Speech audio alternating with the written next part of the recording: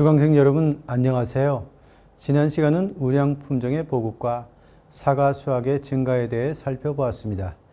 이번 시간은 과수 생산성 향상과 지역별 생산 동향에 대해 살펴보겠습니다. 이것은 과수 한 그루당 수확량으로 나타났습니다.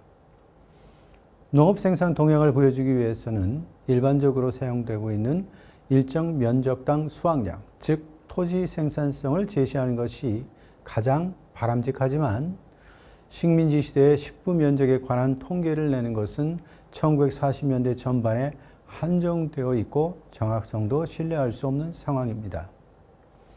그러므로 그래프에서 그 동향을 과수 한 그루당 수확량으로 보면 1912년부터 일관적으로 한 그루당 수확량이 증가하고 있습니다.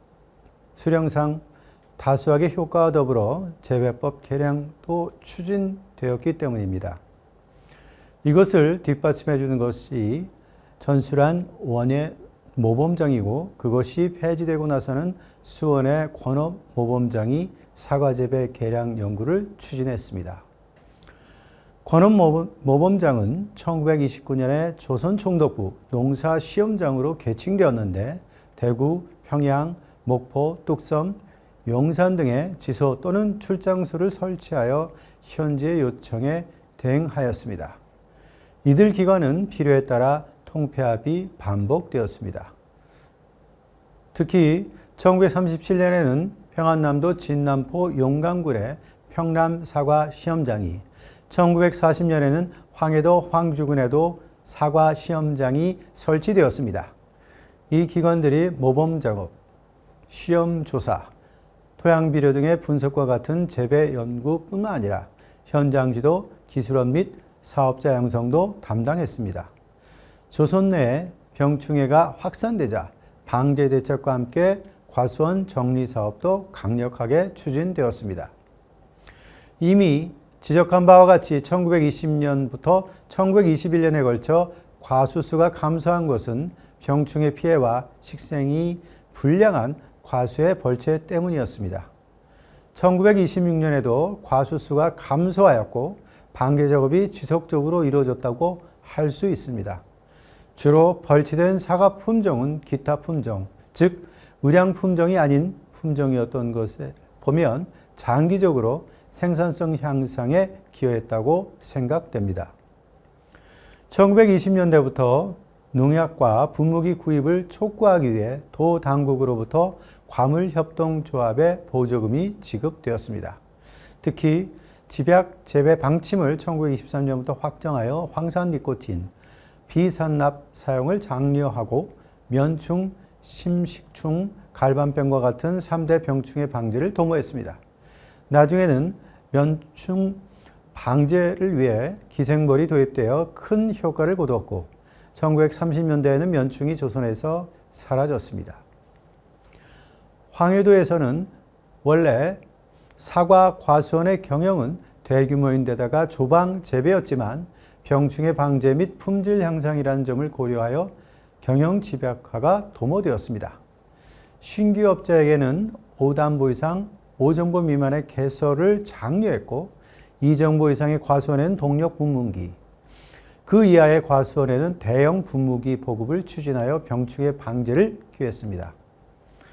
진남포 사과 시험장에서는 병충해 방제의 약재를 산포하면서 꽃가루를 매게 하는 곤충수도 감사하였고 이것이 사과 결실의 비율을 저하시키는 문제를 일으킨 데 대해 수분수 혼식, 꿀벌 사육, 인공수분 등이 실시되었습니다. 시비법도 종래의 윤비법, 즉 뿌리로부터 반경 1m의 바퀴 모양의 도량을 포크 쟁기로 폭 20cm 정도 파내고 비료를 넣는 방법과 더불어 새로운 전원비옥법, 즉 조선소로 경운, 중운을 한 후 가지가 많이 달린 수관 아래 전체의 비료를 산포하는 방법을 실시하였고 1930년대에는 이 전원비옥법이 대구 주변의 절반 이상을 차지했습니다. 1930년대에 들어서 수확량의 증가는 약간 완만해지고 상하 변동이 보이기는 했지만 증가 경향 자체에 변함은 없었습니다. 사과 재배 생산성이 크게 상승하였다고 평가하기에 충분한 것입니다. 이것은 배, 포도, 복숭아, 감과 같은 다른 과수가 1930년대에 들어서 생산성이 정체된 것과는 다른 양상입니다. 사과도 3대 품종을 제외한 축, 유옥, 욱, 홍화란, 백룡의 경우 1930년대의 생산성 정체를 확인할 수 있습니다. 그래프에서 일본과 비교해 보면 1920년대 이후 일정한 격차는 있었지만 급격한 상하 변동을 보여준 일본에 비해 생산성은 안정적 향상을 보여주고 있습니다.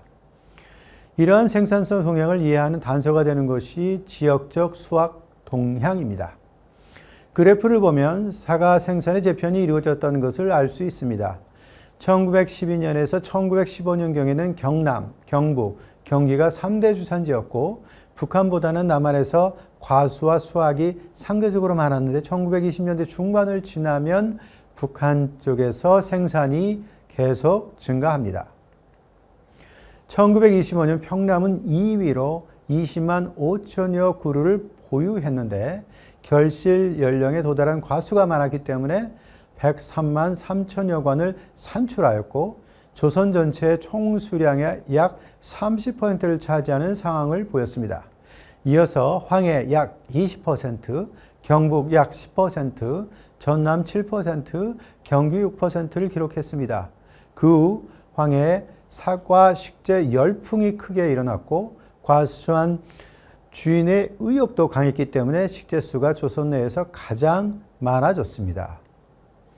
다수학기에 접어든 과수가 늘어나면서 수확량 비율이 커진 것은 당연한 일입니다.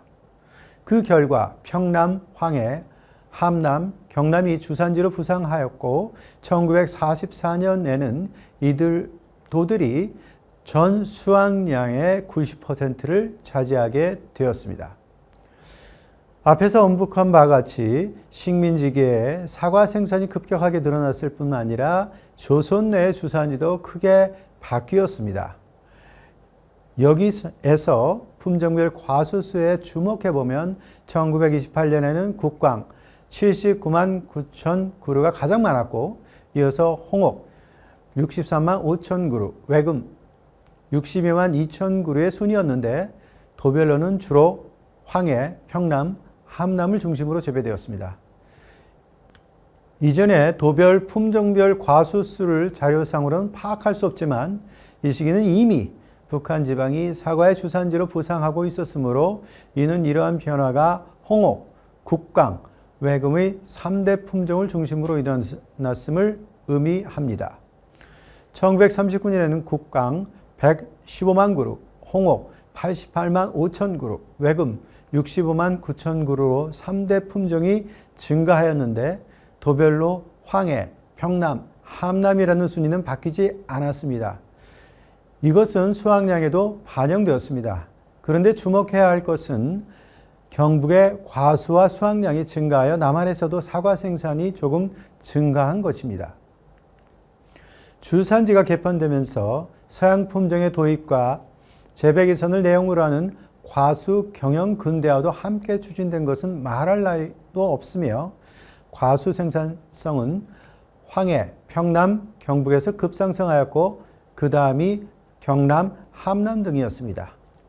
표에서 과수원이 밀집되어 있는 부군을 보면 평남, 진남포 13군, 황해, 황주 11곳, 함북, 경성 8곳, 경북, 달성 5곳, 평남, 용강 4곳, 강원, 철원 4곳이었습니다.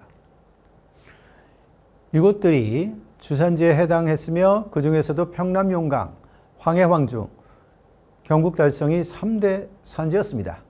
이 산지들이 일본인을 중심으로 한 비교적 규모가 큰 과수원으로만 성립되어 있었다는 생각되지 않지만 산지별로 과수 생산성 향상을 초래한 것은 전문 과수업자였습니다.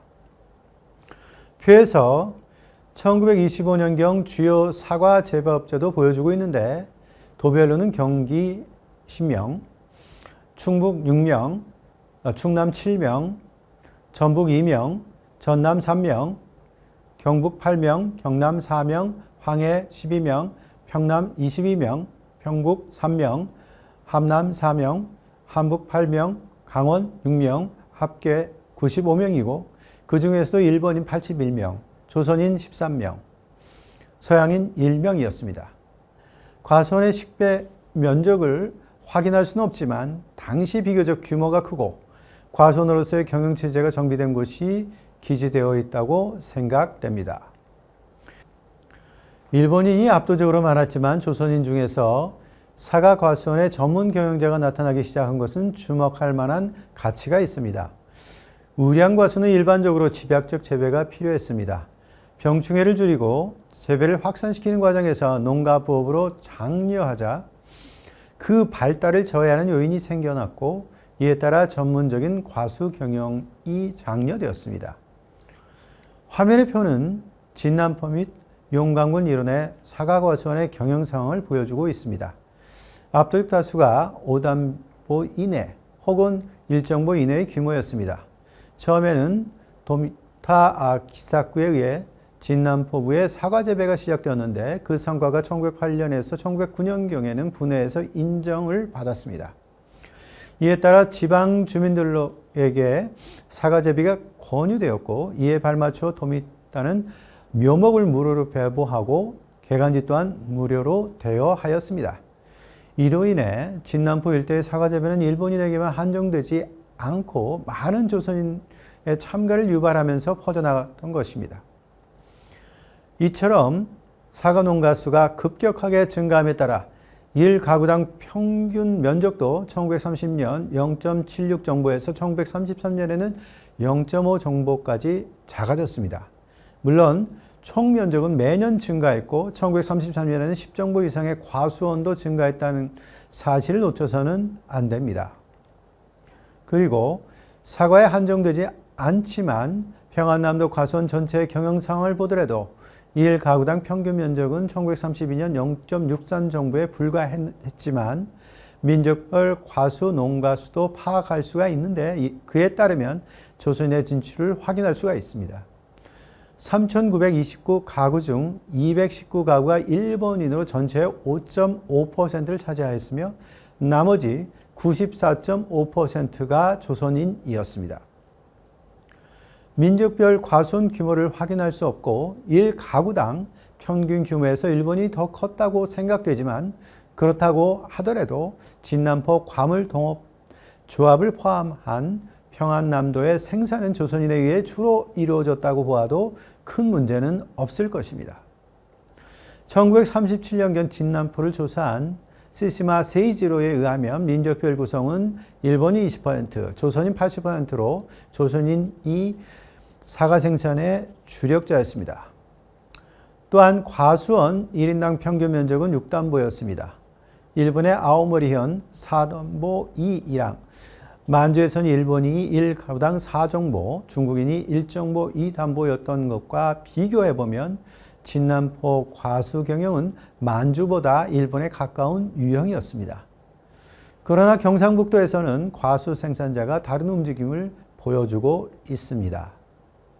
경상북도 과물동업조합은 1928년에 123명, 사과 236.1정보, 과수 전체 259.3정보였고 평균 규모로는 사과 1.92정보, 과수원 전체 2.11정보로 진남포 과물동업조합보다 컸습니다.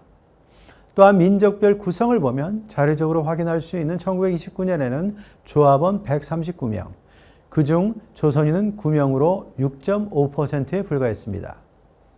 그 후 조합원의 수와 과수의 식부 면적은 1930년에 각각 421명, 581정보로 늘어난 반면 평균 면적은 1.36 정보로 줄어들었습니다.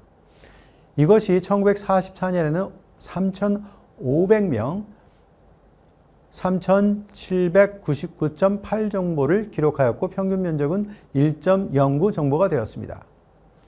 이러한 규모의 축소에서 추측한다면 조선인 농가의 가입이 증가했다고도 생각되지만 1가구당 평균 규모가 아오모리 현의 규모를 상회한 것으로 보아 조선의 사과 생산 농가는 반드시 아오모리 현과 같이 부업을 중심으로 하는 경영 형태였다고는 할 수 없을 것입니다. 이러한 자작 재배업자들을 묶어서 시장 생산을 지향하도록 하기 위해 산지마다 동업조합이 설립되었습니다. 외간과수조합이 1912년 5월 24일 창설되자 여기에 자극을 받은 후에 대구과수조합으로 개명되는 대구과수재배조합이 1912년 6월 15일 우타하라 히토시를 조합장으로 조합원 52명, 재배면적 87정보로 출발했습니다. 그 후 조선총독부에 1915년에 조선중여물산동업조합령이 제정됨에 따라 양 조합은 1917년에 경상북도 과물동업조합으로 통합되었습니다. 1924년 7월에는 도미타 키사쿠를 회장으로 진남포와 용강군의 과수업자를 대상으로 한 진남포 과물동업조합이 조직되었습니다. 황주에서도 1925년 10월 10일에 과수업자 300명 중 80여 명이 참가하여 스가와 다다가즈를 조합장으로 황주 과물동업조합이 창립되었습니다. 그리하여 1920년까지 사과, 배, 복숭아, 포도 등 각종 과일의 재배업자들이 경상북도 삼당진, 진남포, 황주군의 4개 조합을 조직하였습니다. 당시 인가 신청 중이었던 곳은 경상남도 김해군과 함경북도 경성군의 2 조합이었고 동업조합의 설립 가능성이 있었던 곳이 경성북은 원산 등에 더 있었으며 동업조합 설치를 위한 움직임도 있었습니다. 그 외에 조선산업조합령이 1926년 3월 1일에 제정되자 산업조합도 사과를 포함한 과일의 거래, 가공에 종사했습니다. 어느 조합이든지 각 동업조합의 정관은 조선중여물산동업조합령의 인가주의에 의해 작성되었지만 그 목적은 다음과 같은 것이었습니다. 첫째, 조합 이외에 반출하는 과일 및 포장검사. 둘째, 생산용 물품 구입 또는 생산품 판매 중개. 셋째, 과일 거래 방법 개선에 관한 조사. 넷째, 과일 판로 및 상거래 현황과 기타 조사. 다섯째, 강습회, 강화회 및 품평회 등의 개최. 여섯째, 분쟁 조정 또는 중재 판단. 일곱째, 공로자 표창 등이었습니다. 즉 포장, 판매, 유통, 시황조사 등을 담당한 것으로 보아 동업조합은 생산이라기보다는 판매를 목적으로 조직되었다고 할 수 있습니다.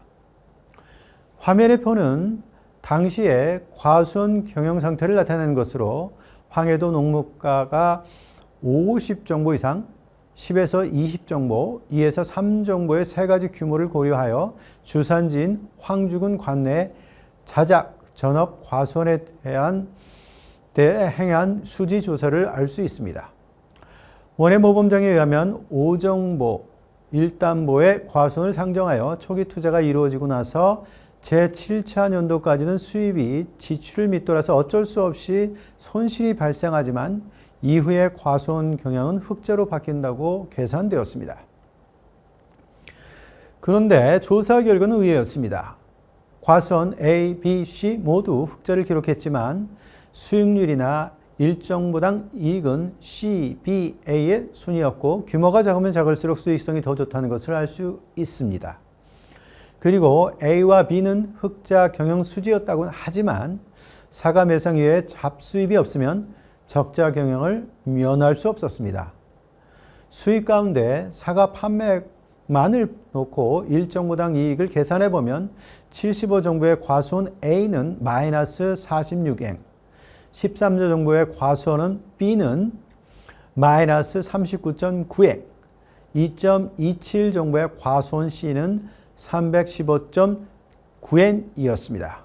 따라서 조방 농업보다 집양 농업에서 더 높은 수익성이 보장되었기에 5담보에서 5정보까지의 과수원으로 경영 지박화가 강하게 권장되었던 것입니다.